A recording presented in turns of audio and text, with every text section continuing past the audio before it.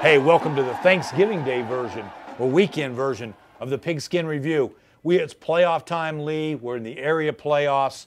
The teams who won district, some of them got byes, but we have like 15 teams still in the area alive. Let's get right to it, Lee, with Emerald High playing in El Paso school. Now, these aren't the El Paso teams that their brothers and dads play. That's a good point.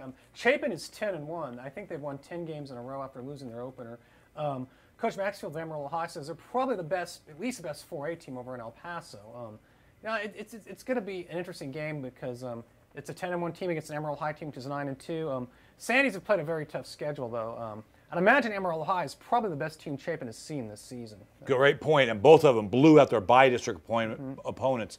Hey, let's give a shout-out to Mel Maxfield, coach at Emerald High. He's going for win number 200, and that is a significant number for any high school football coach. We need a active coach in the Panhandle right now. There you go. There you go. Hey, let's drop over to Hereford. They're also alive in 4A. The Herd, Coach Don DeLozier and the Whitefaces pulled off the shocker of our area, upsetting Randall at Plainview. Lee, you were there. What'd you see? Well, Hereford looked like a very well-prepared team for this game. I didn't see them when they lost to Randall earlier in the season, but they seemed to know where to attack a Randall team which was a little beat up defensively. Ray Martinez, their quarterback, was a great dual threat, running the ball and throwing the ball. It was really a great high school playoff game. The Herd, he came up with a big drive at the end, though, in the last 3:30. Completed a huge pass to J.D. on high to put him on the 1-yard line, which set up the winning touchdown there. Yeah, that opened a lot of eyes. They've got El Paso Burgess now in Midland Friday night. Herd has a great chance to move on.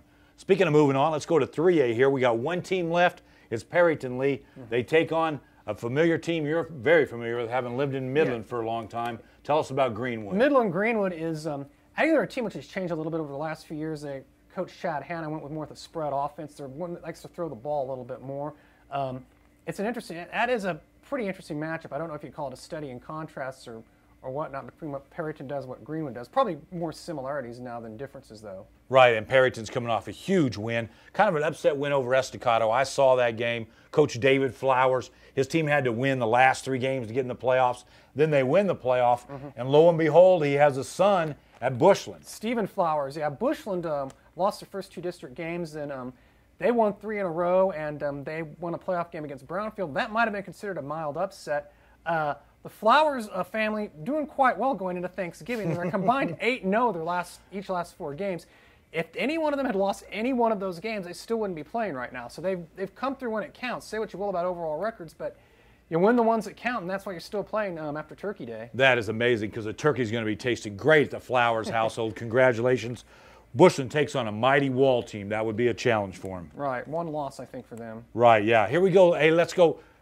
Small schools, I'm thinking Stratford, Wellington, Lee, real quick here. They both got byes. Right. Both have been on a roll all year. Stratford goes in at 9-1. Wellington back-to-back undefeated seasons, coming off a state semifinal performance. So Coach Williams and Coach Medcalf, 2 veteran of the playoffs.